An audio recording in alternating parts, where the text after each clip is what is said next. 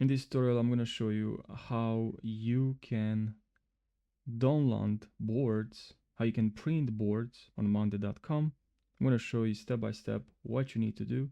So let's jump right in this video. And if you find this video helpful, subscribe for more tutorials and like this video. So what you're going to need to do first, let me just turn this off, presentation mode. And I'm going to show you that you're going to need to go here.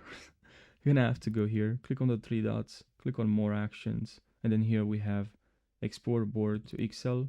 Then here we see include updates. You can also send a copy to your email, but I don't want to. I'm just gonna export this. And now we should open this in Excel, and then here we have the details, our board that we just downloaded, and now we can print this. If I press Command plus P, I have this option to print. Now you can also go here to file, and then here you should see print.